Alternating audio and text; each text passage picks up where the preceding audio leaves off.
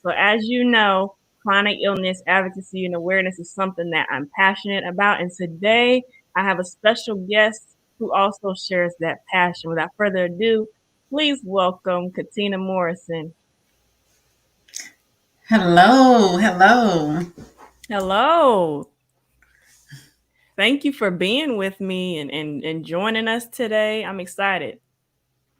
I'm excited too, and thank you so much for having me. My name is Catina Morrison, and I am a corporate nurse and chronic illness coach. And I specifically work with women with chronic illnesses to help them find their purpose, to guide them to doing exactly what they were meant to do despite chronic illness, and then to also help them to move in their power by advocating for themselves. And that's why I was so excited to be a part of this podcast, because health advocacy, self advocacy is so important to me. And then helping others despite their chronic illness know how to continue to grow in their life, business, career, and health, most importantly, is so important to me as well. So, and I do this because I'm a woman who has lived more than 30 years of my life with multiple chronic illnesses: rheumatoid arthritis, fibromyalgia, endometriosis, irritable bowel disease, to just name a few. But I've taken what I've learned from that, and along with being a registered nurse, to learn how to finally stop hiding despite chronic illness and start thriving. And this is why I'm so happy to be with Mayia. And thank you so much for inviting me. Woo! That was a dope intro. Let me just say, I like how you said hiding instead of hiding, thriving. Like that was beautiful. That was a finger snap moment. So since you mentioned so many cool things about yourself in your intro, let's start at the beginning. When did your journey with chronic illnesses first begin? My journey first began for me, I would say my journey first began and when I was 11 years old is when I can remember that, you know what, I'm sick. I've got some things going on that I really need to address. And that's crazy for an 11-year-old to be thinking that way. But at the age of 11, when I first started my menstrual cycle, I immediately started a journey of life with chronic pain and chronic fatigue. However, those symptoms that I had at the time were minimalized.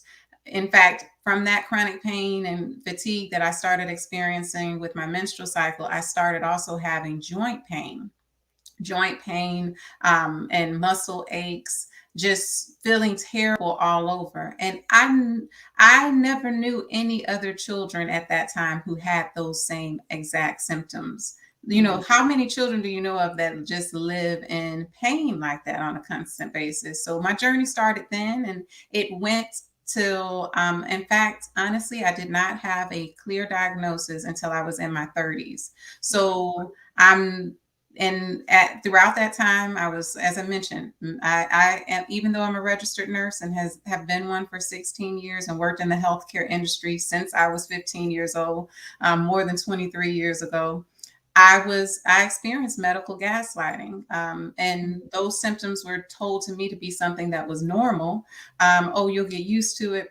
Menstrual cycles are supposed to hurt, and no, they're not. You are not supposed to experience those types of things, and growth pains are not supposed to feel like what I experienced. But after a traumatic car accident in 2012, those symptoms went from being occasional um, from occasional, monthly, weekly, to literally every single day. And that's when I knew I had to take a hold of really queuing into what these issues are. And I went through at least 12 doctors to get a diagnosis. And each of the diagnoses that I received came 4 years after that car accident.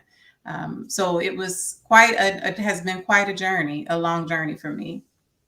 Wow, thank you for sharing that. That is there's so much to unpack with what you shared. So much to unpack, especially the medical gaslighting. I just read in an article about how now a doctor at Harvard or Princeton, either one of those institutions, has come out with data, kind of giving evidence to the fact that a menstrual cycle minus chronic pain, a menstrual cycle and the pain of dysmenorrhea, which is painful cramping and all those associated symptoms, is the equivalent of a stroke or a heart attack. Mm-hmm. And so I can only imagine what it's like to be going through something like endometriosis and someone's like gaslighting you, especially in the medical community. Um, and you're sitting here like, something ain't right. I'm telling you, something's not right. At what point did you decide that persevering through the medical gaslighting and the personal research was worth it for you to get that diagnosis?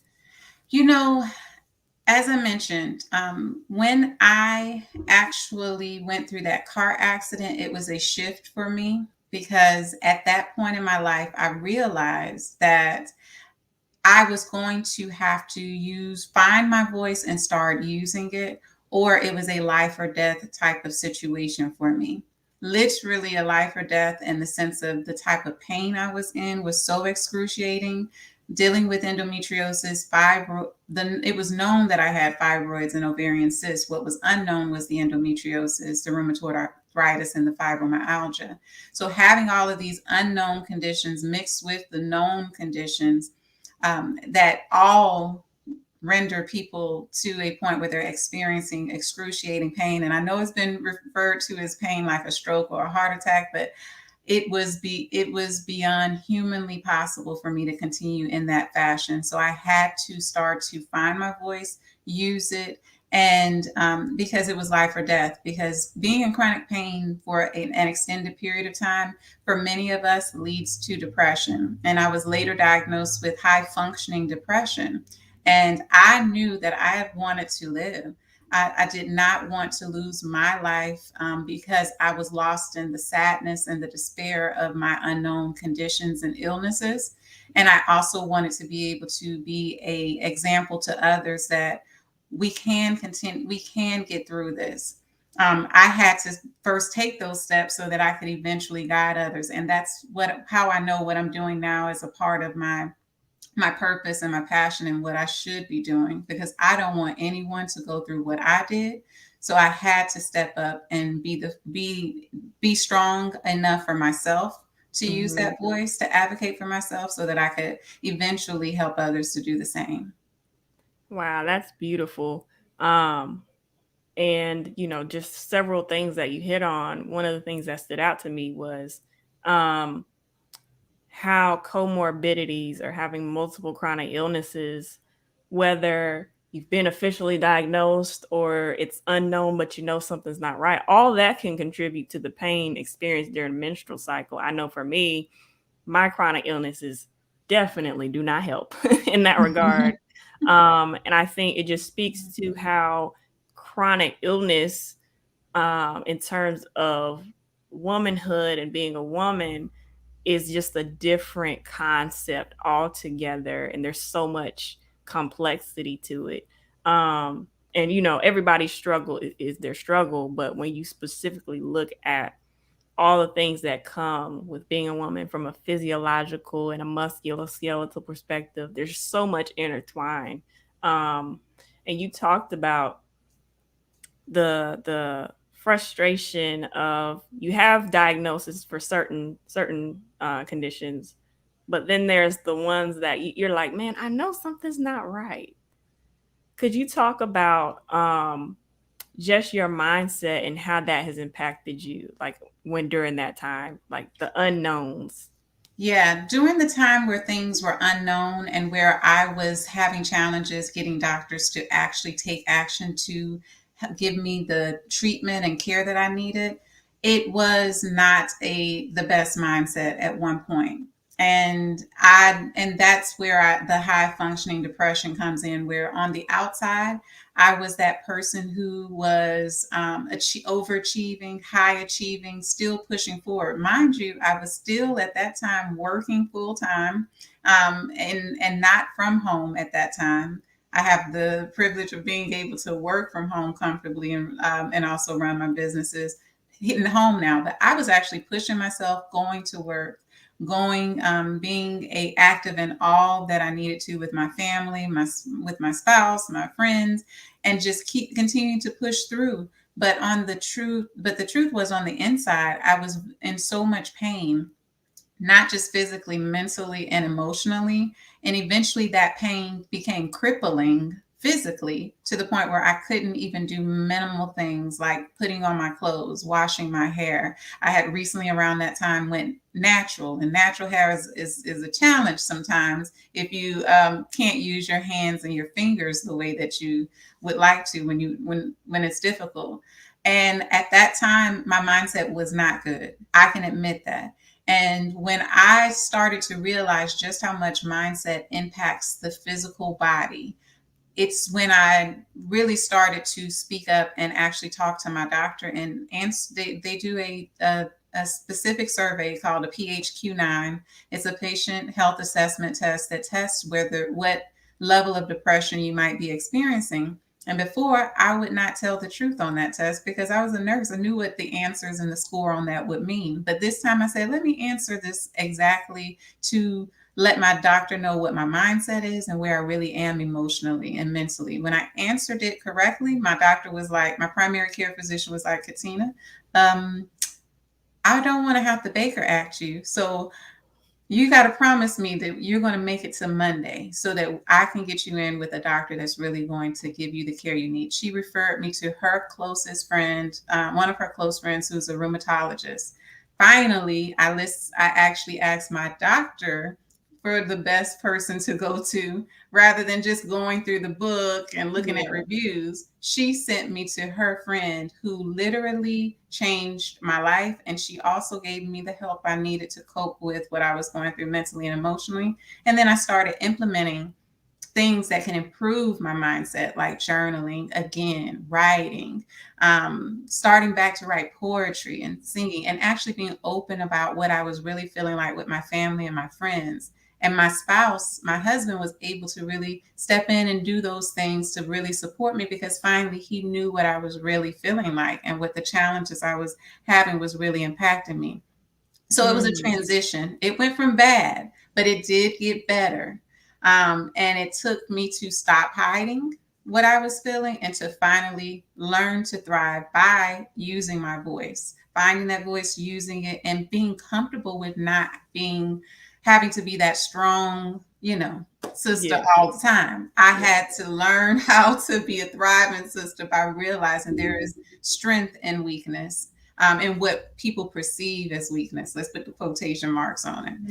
So Mhm. yes, it was bad at first, but a sister got better. That's awesome, and I think that's beautiful, and, because I know of a lot of people in our community in terms of chronic illness who are really struggling, and they may see someone who is in a position where they're at the part of their journey where they're thriving, and they may feel like, well, that's just their story. That's them. That's just them, but I'm feeling XYZ.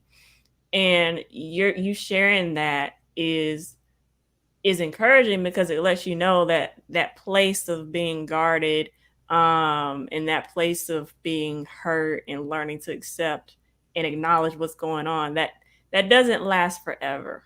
While the pain might not go away, what remains is some sense of knowing that it's going to be okay and learning to adapt your lifestyle to fit, around your symptoms, but not letting your symptoms dictate your life. So I think Mhm. that's really cool. Um, you mentioned that you were in the healthcare field prior to diagnosis and even after diagnoses. Um, that's very interesting to me because a lot of times the temptation is when we go through medical gaslighting or some sort of discrimination, we want to go in the other direction. So, what made you maintain a passion for the medical field, the medical system, and still remain in that space as an advocate? The thing is, I learned very early in my journey.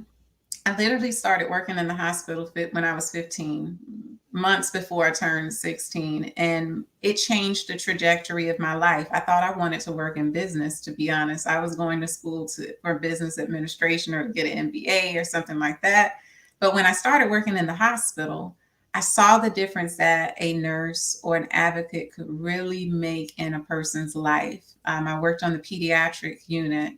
That was my first job in the hospital. And I saw what these nurses were really doing. And in that, honestly, it wasn't the doctors, it was the nurses that were the heroes to me. And I wanted to be that difference in someone's life. And that's what led me to pursue getting my bachelor's of science in nursing, and taking on that career, because I know the difference that one person can make when they are encouraging, when they are motivating, when they're compassionate and empathetic. It can actually guide people to get the better care that they deserve. It can actually change a person's life in the sense of their goals in their life. And then it can let people know that they're really not alone. And that's what nursing to me became. It became that way to, I may be going through all of this physically, mentally, emotionally, but I can impact other people's lives for the better to help them improve their overall health and well being. And I thrive in situations where I'm actually supporting and helping others. And that was the thing, that despite the healthcare system has its faults, it has its flaws and errors, but there are people within that system, like nurses, and there's even doctors and more, who really care, and who are leading and showing compassion and kindness in the way that they care for others. And I wanted to be one of those. And it just makes me feel so good. It felt good to see how my patients were thriving, how they were like, Catina, I haven't met a nurse like you before. You really care. I was that nurse that it didn't, I wanted to make sure that my patients were taken care of from top to bottom, inside and out. And even though I wasn't getting that myself, I wanted to put that into others. And that's what has led me to do a better job of taking care of myself, and in this process of helping others to advocate for themselves. Whew. So many finger snap moments and everything you just said. I really think that is so beautiful, that even though you were still kind of lobbying and trying to persevere through the healthcare system as a patient, you strove to treat the patients you were serving the way that you wish to be treated, Mm-hmm. and in turn became an advocate. Because I don't know very many people who are like, just wake up one day and they're like, I want to advocate. Or I want to be an activist, or whatever the case may be. Usually what happens is life, and then life turns that frustration, that anger, maybe that hurt, into passion, which leads to purpose, which is the beauty of, sometimes pain. For those who don't know, this was not my hairstyle a couple weeks ago. And the reason I mention this, because we're talking about pain and purpose, and I got my hair cut. I got the big chop because I was experiencing a very, very severe type of symptom 24/7 called allodynia, which is hypersensitization on the scalp. And I had contemplated that for years, and the thing that kept holding me back was like, man, I love my bun. I like doing this. I don't want to have to do this. What if I can't manage it? All of that. But it was getting so that the pain was so severe that one day I just kind of had to let it go. And what I've learned through that is pain can be a source of motivation. Mm-hmm. And so oftentimes we look at pain as something that, oh, we got to get rid of this uncomfortability. Let's get rid of it now. But sometimes pain is a motivator. Like, if I would not have been in pain for as long as I would not have went through what was ultimately best for me and my lifestyle and my pain levels, i.e. cutting my hair. So when you talk about your experience as a nurse in the healthcare system and how you configured your life to serve others in spite of your pain, it sounds to me, I could be wrong, like pain ended up being a motivator for your purpose. Mm-hmm. I agree. I agree. And there's plenty of snapping, finger snapping moments in what you said. You are, Maya, you are a poet. You are naturally, your thoughts, your emotions, your feelings comes out so poetic. And like as you were talking and throughout this conversation, it's just been gripping my insides. Like I feel like I almost shed a tear in certain things that you are saying and the thoughts that it's provoking. But yes, I found my purpose through my pain. I found passion, purpose, motivation through the pain that I endured because I know that I was not alone. I know that Mm, there's many women who were where I was and who were being dismissed, minimalized, weren't getting the care and treatment that they deserve. I knew that there were patients who, because of the way that they looked, mm, or because of the types of conditions that they had, because they didn't have family members who were as present as others had, that they were not getting the best care. I was going to make sure that they got the care and the treatment that they deserved despite my illnesses, because I knew what I was going through and I know what I would want, how I would want others to treat me if I was in those same circumstances.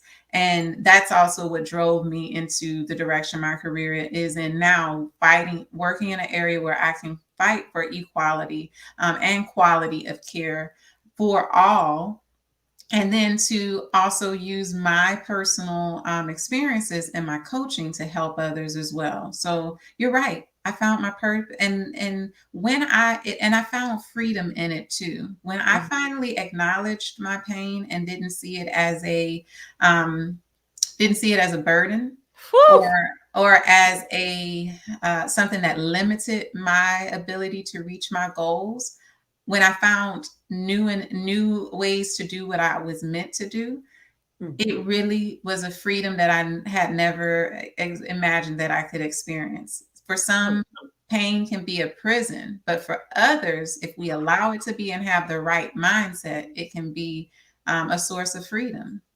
Mm. Okay, let's just pause. Whenever you see me make faces and go like that means you preaching. You're saying Thank you, something. sis. You're saying something good to me, and you've preached or you've talked about basically what I have navigated through for the past 3 years. Just learning to say, oh man, one, I'm not a burden. And that's a lesson I'm still learning because I have multiple disabilities. And I feel like that Mhm, that can be part of the package deal sometimes.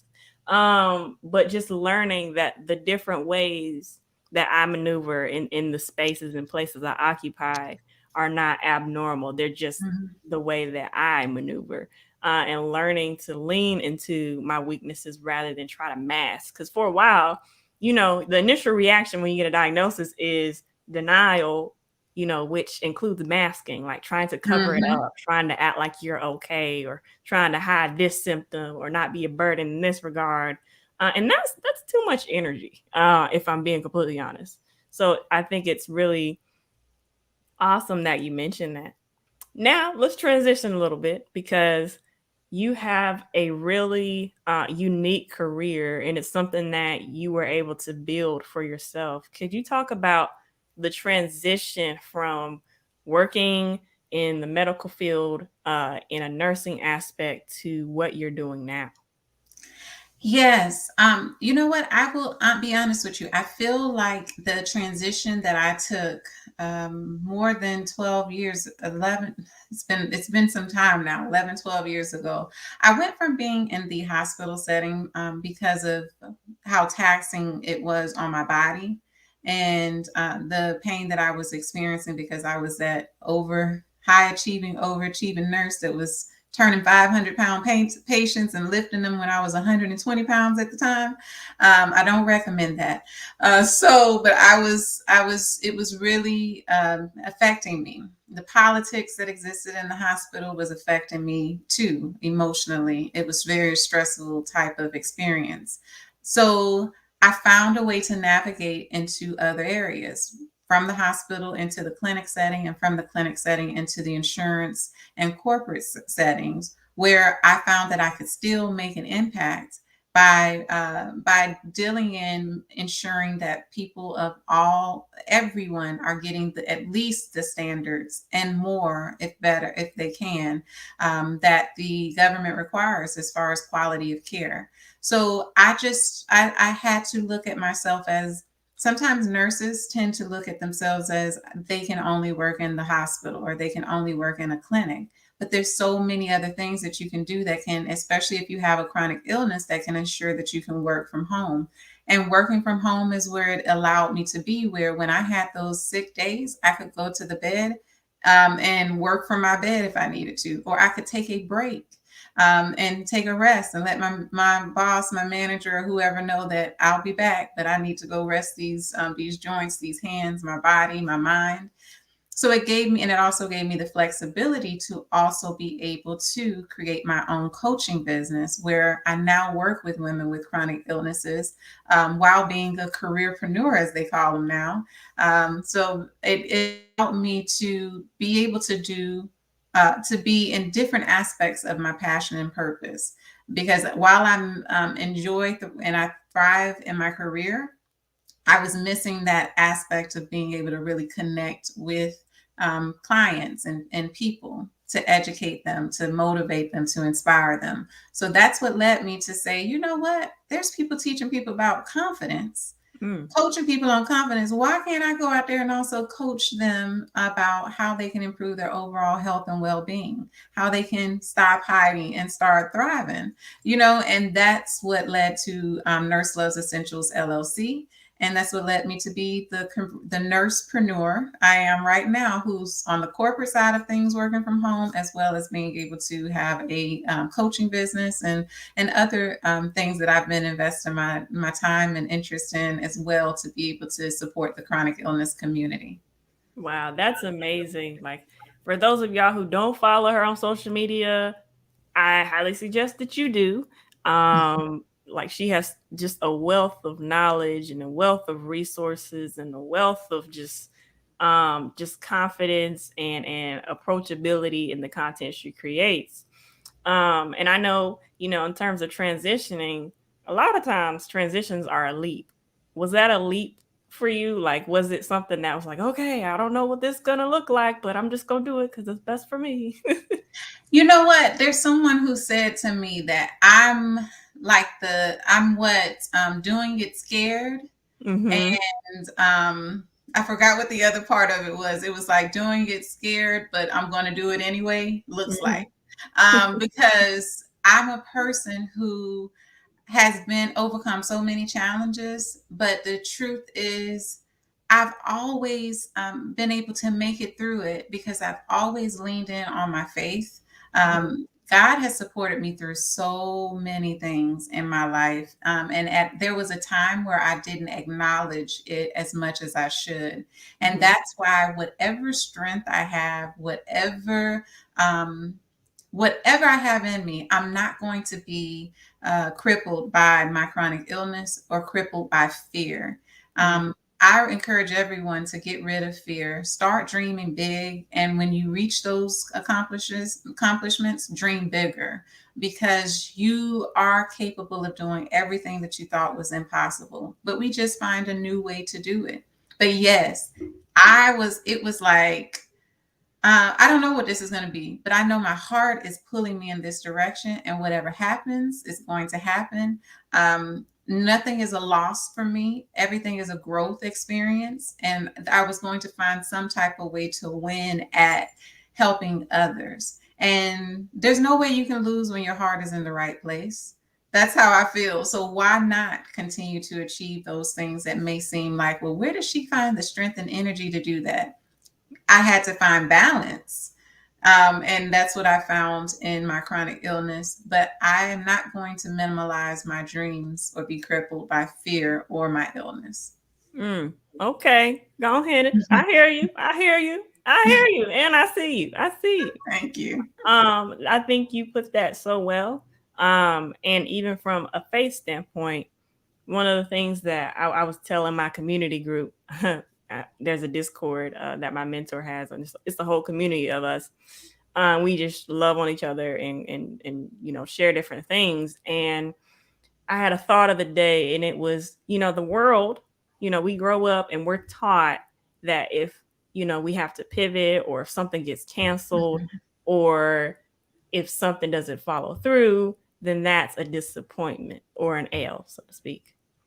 But God, through chronic illness, has showed me that cancellations, no's, detours, and pivots, all of those things are just His way of teaching me how to make room or rest. Mhm.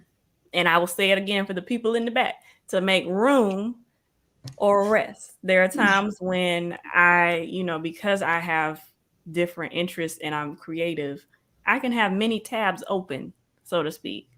But it's learning when God is calling me to let something go or put something on pause, and being sensitive to that, because He knows my spoons better than I do.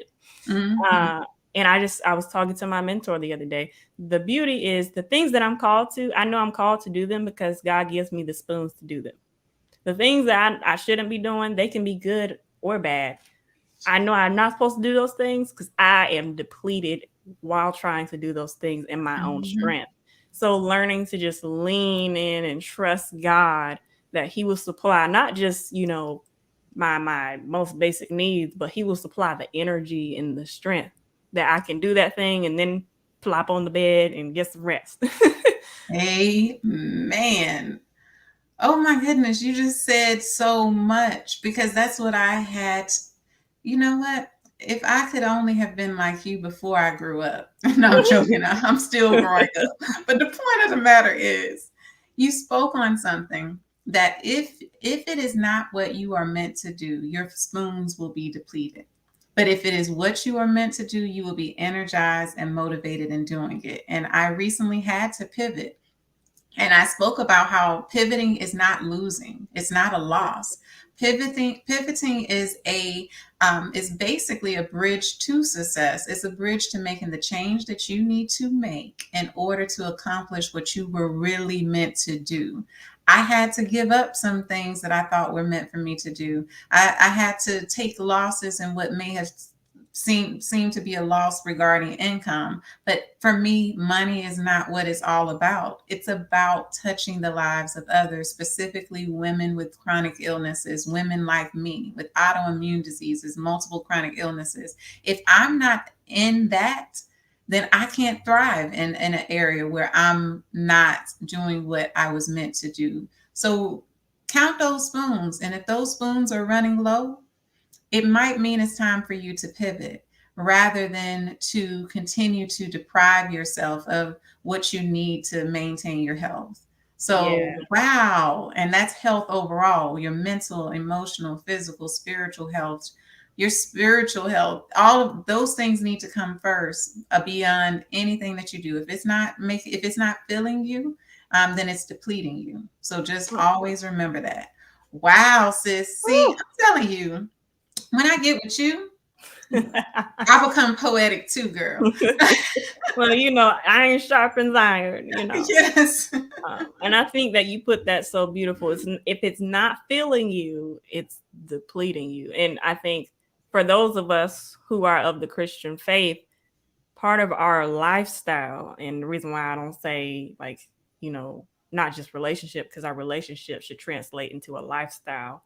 Um, Part of our lifestyle should be allowing God to fill us and allowing God to take the lead on the things that we should let go and what we should keep doing and what we should press Mhm. pause on. And so on that note, my next to last question is for you, in terms of what you are doing now in the chronic illness community. What has been one of the most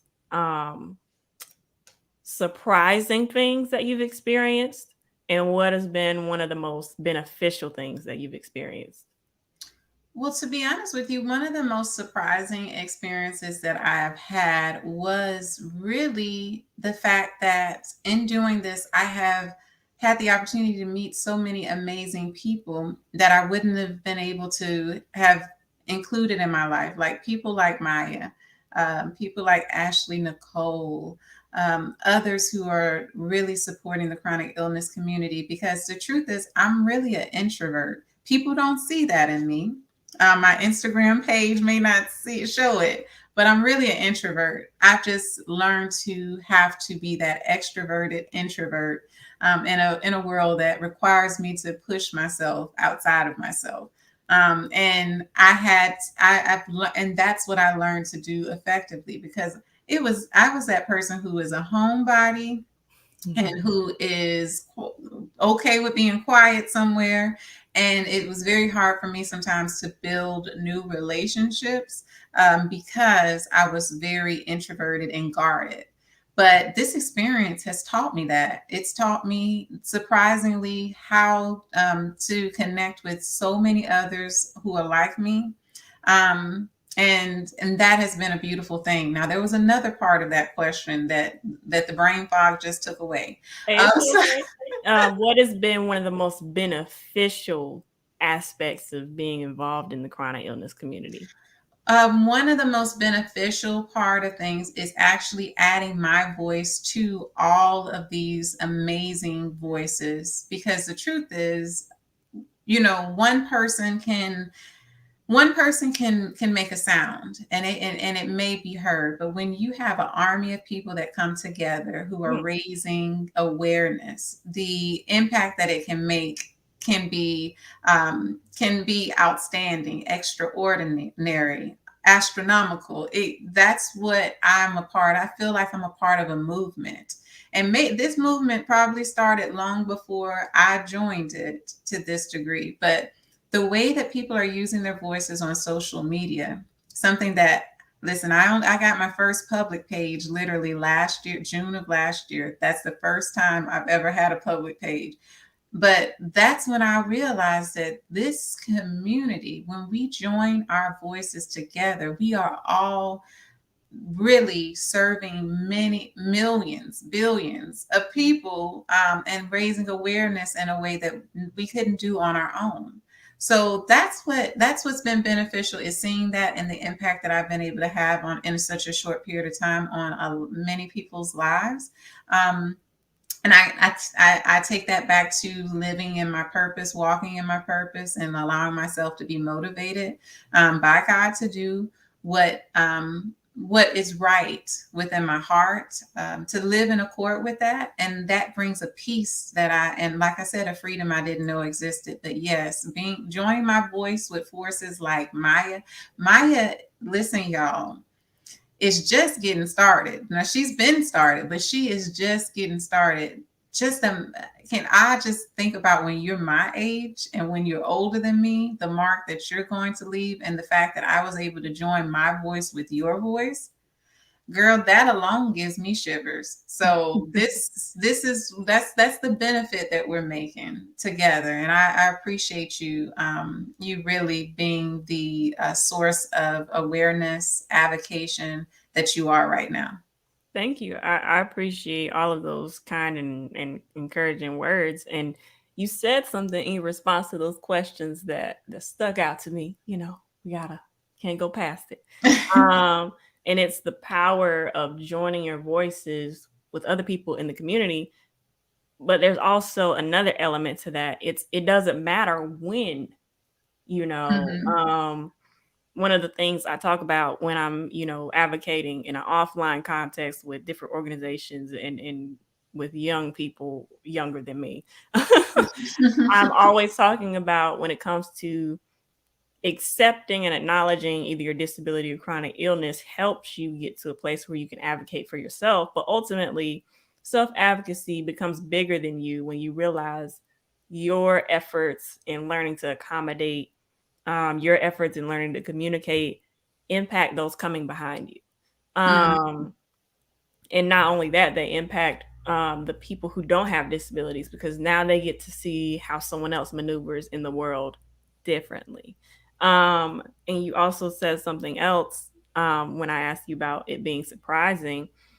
I can definitely attest to just being involved in such a community, in different communities, because I don't just have chronic illnesses, I have disabilities. And I also have a medical condition. So being in those different communities, especially as an individual, because I've been an advocate for soon be 12 years now.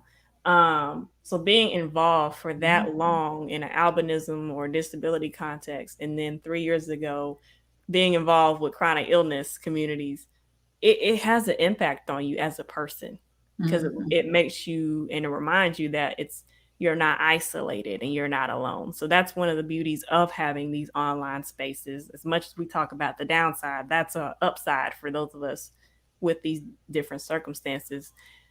Finally, I asked this question to all of my guests. Okay? I always preface it by saying I don't expect a particular answer, so answer however you please. Just be authentic. What or who has helped you to become better and not bitter? Wow. But does it have to just be one?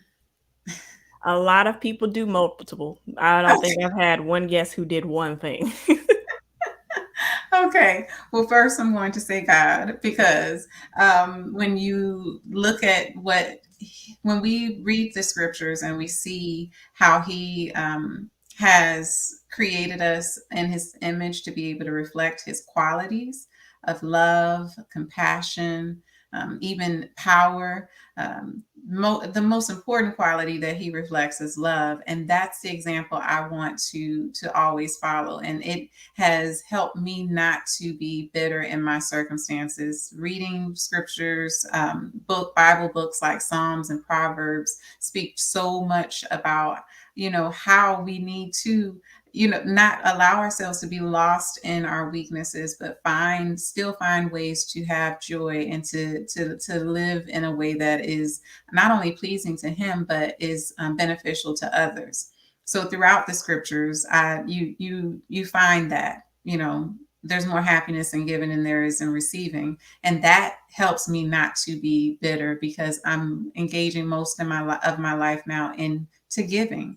I would say my family, my husband, who has supported me, who was there to wash a sister's hair when she needed it, to cook and clean, and to wash clothes, to do all the things that people assign to women. Mm. That helped me to have his support and backing me. My mother, my sister, and then this amazing community has helped me to live a life where I can be better and not bitter. We cannot get lost in the sauce of our pain or in misery, because it can be miserable to be sick all the time, but you can find joy in doing the things that you were meant to do and living the way you were meant to live, and that's a life that is filled with love, expressing love as much as we can, and engaging, being compassionate to others. That just all of that is what fills my tank. So I'm right now, I'm engaging in activities that fill me and don't deplete me, and that's why I can be better and not bitter.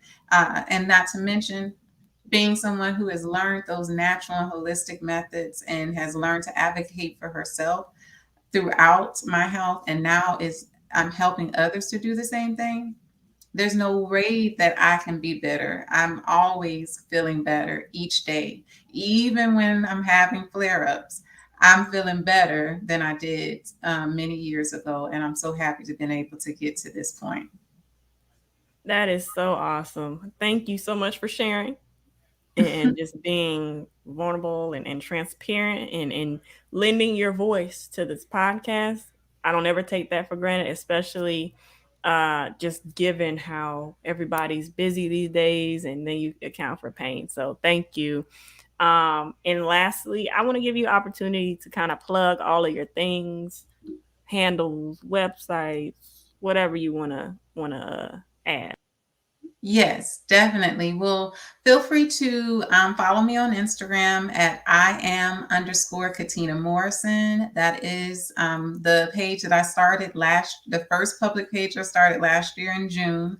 And now I'm reaching about 200 followers at this, not 200, 2,000 almost followers who are following my journey as I assist them in their journey. There is also the Clubhouse. You can find me there where I host a club room called Inflamed Sisters Thriving. In that room, we are there to do exactly what I say I do, and that is to help others to find their purpose, to move in power by advocating for themselves, and to also be able to accelerate their growth in life, career, business, health, despite their chronic illnesses. You can find me on my website, nurselovesessentials.com. On that website, you'll find my blog as well, where I spotlight many amazing chronic illness warriors, as well as where you can also find where you can access my services. In fact, the lovely Mayia was spotlighted very recently, so definitely check out that. And then you can also check me out very soon on my podcast, Inflamed Sisters Thriving, where Mayia, I'm expecting you to come visit a sister. So those are some things that I've been working on, and I am so excited and trying to keep those spoons in order so that I can have the energy to continue to do all that I'm doing. And it's filling my tank. So that means I'm doing what I was supposed to do. So definitely check me out in all those areas, and feel free to contact me if you are a inflamed sisters who is striving to thrive. I can help you get to that point where you are thriving despite chronic illness, and also reaching all those goals that you were meant to accomplish. Amen. Well, thank you again. And for my audience, thank you for spending time with us on the replay and even live. And without further ado, remember to live each day to become better and not bitter. And I will catch you next time.